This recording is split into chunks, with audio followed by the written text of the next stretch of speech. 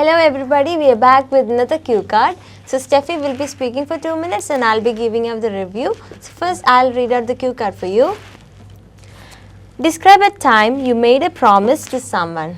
Whom did you make the promise to? What the promise was? Why you made the promise? Was the promise easy to achieve? So Steffi, this is your cue card. Now you have 1 minute time for preparation and your time starts now. So Steffi, your 1 minute time is over. Now you have to speak for about 2 minutes and your time starts now. During this lockdown, I have been searching for a job. So while I was seeking for a job, I used to intermittently search through different advertisements on newspapers, browse through internet.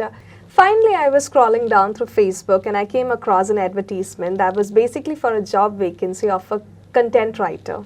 Here she used sentences properly. She used complex sentences, but the pronunciation for content and advertisement was mispronounced here. Here she used a strong vocabulary here intermittently, and also she used some good complex sentences, and sentences were properly structured.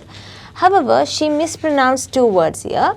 Instead of content, she said content, and instead of advertisement, she said advertisement.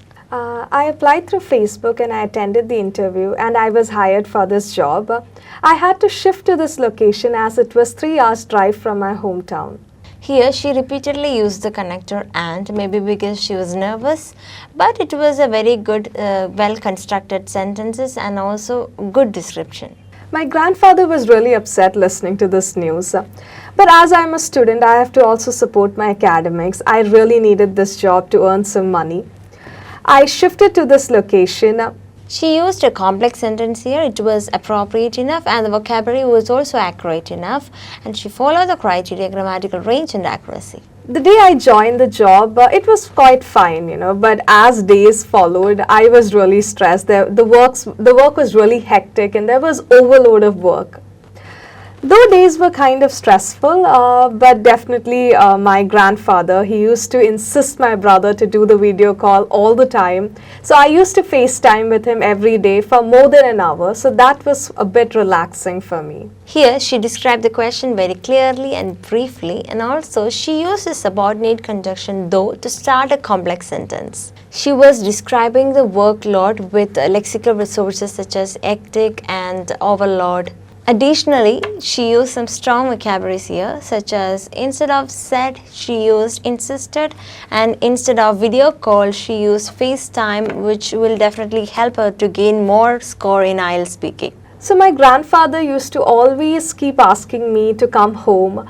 The reason why I used to do this was because when I was home, I was the one who used to cook food for him. He was really unhealthy at that time. Because of his unwellness, he used to always ask me to come back home. He wants to eat the food that I cook.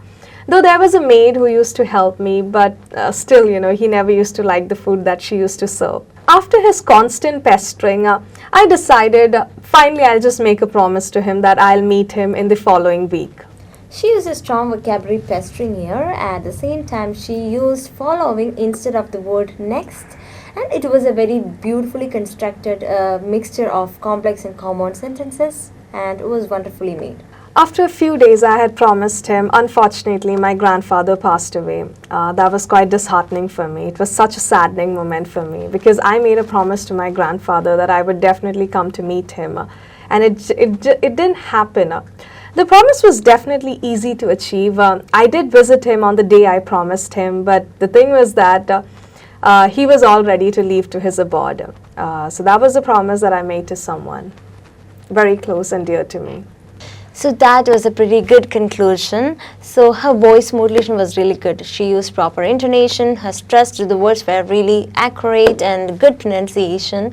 And also she used a beautiful phrase here. Instead of passed away, she used to leave to his abode, which is again a very good thing. So this was a 7-band speaking session. Now I'll be reading out the IELTS speaking band descriptors for band 7. The first criteria, fluency and coherence. Speaks at length without noticeable effort or loss of coherence. May demonstrate language related hesitation at times or some repetition or self-correction. Uses a range of connectors and discourse markers with some flexibility. Second criteria, lexical resource. Uses vocabulary resource flexibly to discuss a variety of topics.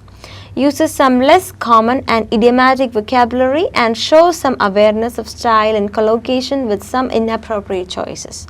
Uses paraphrase effectively. And the third criteria, grammatical range and accuracy, uses a range of complex structures with some flexibility. Frequently produces error-free sentences, though some grammatical mistakes persist. Now the last one, pronunciation, shows all the positive features of Band 6 and some but not all of the positive features of Band 8.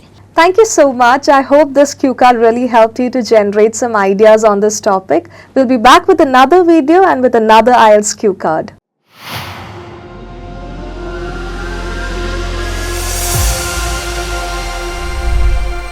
IILT, it's my cup of tea.